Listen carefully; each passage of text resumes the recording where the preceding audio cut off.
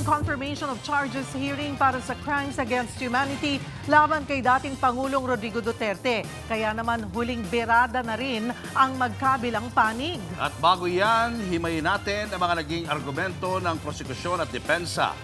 Live mula sa The Hague, Netherlands, nasa frontline na balitang yan si News 5 anchor Angela Lagunsad Castro. Angela, ano nang inaasahan natin sa closing statement ng magkabilang panig? Yes, Cheryl and Julius, nandito nga tayo muli sa ICC, The Hague, Netherlands para sa ika-4 at huling confirmation of charges ni Pangulong Rodrigo Duterte at kasalukuyang ang nagaganap ang continuation and completion of the submission on the merits of the case ng depensa sa pangunguna ni Attorney Nicholas Kaufman. At sa pagsisimula nga ng ika-4 araw ng confirmation of charges, muling pinaalalahanan ng korte si Duterte Defense Lawyer Attorney Nicholas Kaufman sa pagrespeto sa reduction rule ng korte kung ayaw niyang ma-interrupt o mapigilan. At dito inisa-isa na ni Kaufman ang kanyang mga presentasyon. Mamaya tatalakayan natin yan. Sa nakalipas sa 3 confirmation of charges hearing para sa crimes against humanity laban kay dating Pangulong Rodrigo Duterte, patindihan ng argumento ang prosekusyon at depensa. Himayin natin ang kani-kanilang mga birada. Ang prosekusyon ginamit ang mismong mga pahayag ni Duterte. Pagka bumunot, patayin mo. Pag hindi bumunot, patayin mo rin. Para matapos na. Kaysa mawala pa bro. Ako na ang bahala sa inyo.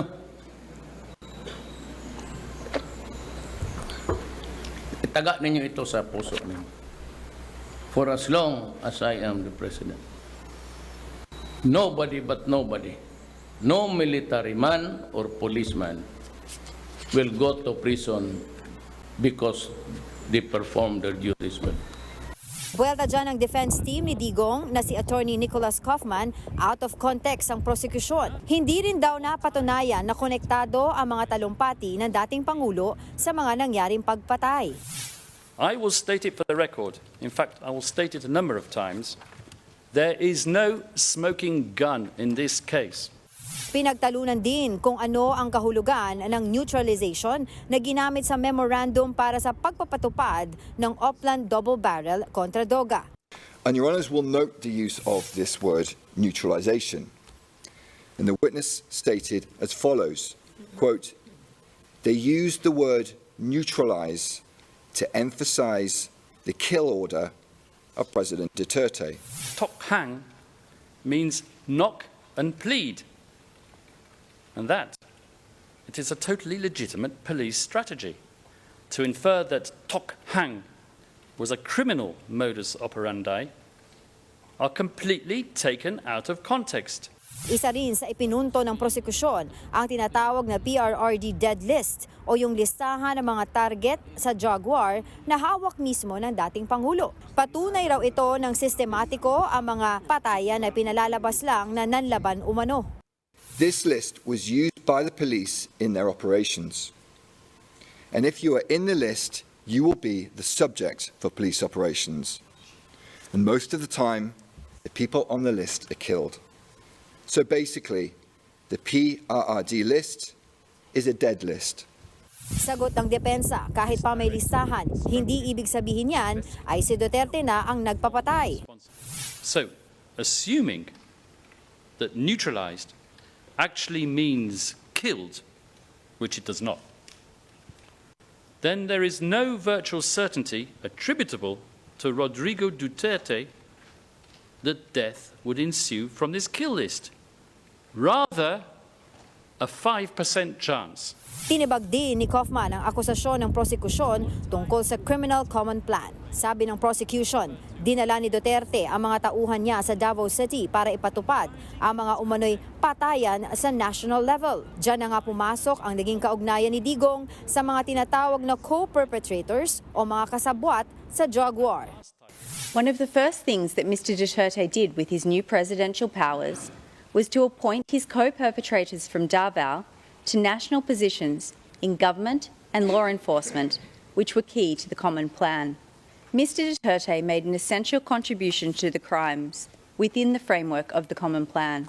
Si Digong daw ang bumuo ng Davao Death Squad.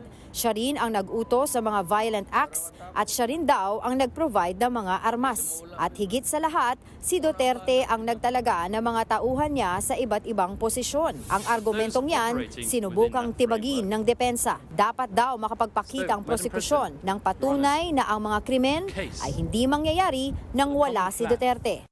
It does not mean that those who formulated the anti-drugs policy were acting under a similar caprice when they devised the nomenclature for these two particular police operations. Pack up and go home because Mr. Duterte is simply not guilty. Dagdag pa ni Kaufman, hindi maituturing na widespread ang siyam na insidente ng pagpatay sa Davao City na inilabas ng prosekusyon. Pati ang nakitang mass grave noon sa lungsod ay hindi napatunayan na EJK victims. Baka nga raw mga biktima ito ng World War II. Nagkaroon din ako ng pagkakataon na makausap si Kaufman. Matapos siyang maglatag ng depensa sa ICC, nakausap daw niya si dating Pangulong Duterte at nag-report sa tinatakbo ng pagdinig. Sabi ni Kaufman, nang tanungin siya kung kumusta si Digong, in good spirits. He has not been monitoring the hearing because, as you know, he gave a waiver. But you always give him an update. I give him a report, of course. Julius and Cheryl, ito nga fourth and last day of the confirmation of the hearing ay aasahan natin bukod sa completion and submission on the merits of the case ng depensa, aasahan natin ang pagkakaroon ng closing statements sa panig ng prosekusyon ng biktima sa pamamagitan ng kanilang legal counsel and of course ng depensa. Dito magkakaroon ng tagisan ng talino ang mga panig na ito para makumbinse ang pre-trial chamber na sa panig ng prosekusyon na magkaroon ng trial, makumbinsi sila na merong merito ang mga ebidensya, ang kaso na ito. At on the other side of the fence naman, makumbinsi ang mga judges na walang kasalanan si Pangulong Rodrigo Duterte at mahina ang kanilang ebidensya. Julius and Cheryl. Angela, nabanggit ba ni Attorney Kaufman yung tungkol sa reward money system kaugnay sa war on drugs? Hindi ko pa yun naabutan yung sa reward, pero meron yang isa sa mga binanggit ni Attorney Kaufman dito, yung mga reward system. Hindi ko pa nakita yung detalye noon, pero isa sa mga nabanggit niya today also yung usapin ng high value target. Sinasabi niya ito ay isang procedural framework na hindi maaaring sabihin na common plan na agad na pagpatay sa mga kriminal, In fact, sabi niya sa ibang bansa meron din mga high value target. At nabanggit din niya yung tungkol sa pagkamatay ni Mayor Espinosa at Raul Yap sa loob ng selda. Sinabi niya prior to the arrest of Mayor Espinosa, nagkaroon ng ultimatum itong si Pangulong Rodrigo Duterte at dapat sumurrender sumuko itong si Mayor Espinosa. And true enough, sumurrender naman ito, sumuko at nakulong siya. So whatever happened inside that cell, sabi ni Kaufman, ay hindi na yung pananagutan ng Pangulo. Cheryl. Angela, ngayong araw ang huling confirmation of charges nga, pero kailan malalaman yung desisyon ng ICC kung uusad ba ito sa totoong trial? Cheryl, meron silang within 60 days, Bibigyan natin sila ng 60 days para makapaglabas ng kanilang desisyon dito sa confirmation of charges na kung ito ba itutuloy nila sa trial or hindi, walang kaso or maaring ibigay nila muli ang mga ebidensya sa prosekusyon para pagtibayan ito at wala munang desisyon. Angela, kahapon meron naging disclaimer si Kaufman sa mga drug victims bago ang kanyang argumento. Curious lang tayo rito kung anong reaksyon ng mga biktima ng drug war habang nilalatag ni Kaufman ang kanilang depensa. Alam mo, sabi nga nung dalawang kaanak ng biktima ng drug war nung nakausap namin sila kahapon after the hearing, they felt na talagang minaliit daw ang pagkatao nila at hindi binigyan ng halaga at ginawang numero lamang ang kanilang ang mga kaanak na nawala dito sa drug war na ito. So masama ang loob nila, may hinanakit sila doon sa mga pinresenta kahapon. Of course, yan obviously naman understandable na talagang hindi nila papanigan whatever it it is nasasabihin ng depensa, no? At yesterday nga, last night, nagkaroon sila ng munting pagtitipon, no? Pagsasalo-salo itong mga biktima kasama ang ilang mga human rights advocates at mga lawyers, no, na pumapanig sa kanila. Nagkaroon ng candle lighting activity at dito nila in-honor, no, ang mga buhay na nawala sa ilalim ng drug war. Angela, ba't kahapon parang one-man show lang itong si Kaufman kumpara dun sa prosekusyon na nagpapalit-palit sila ng mga nagsasalita?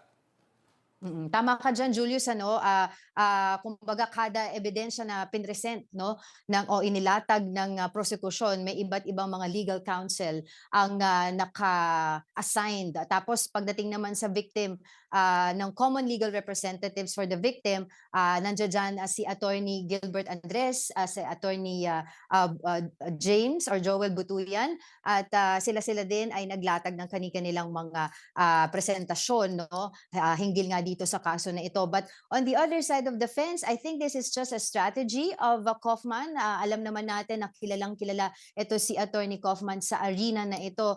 He was considered, or he is considered, as a rock star, no? Sabi nga nila, and he was a former prosecutor as well here in ICC bago siya naging pumanig sa depensa. So I think this is his strategy na siya na lang, no, ang magsasalita at maglalatag ng mga ebidensya, kontra-ebidensya ng depensa. Maraming salamat, Angela Lagunsad Castro. Mga kapatid, Cheryl Hosing po. Maging maalam at may pakialam sa mga napapanahong issue at headlines. Mag-follow at mag-subscribe na sa social media pages ng News 5.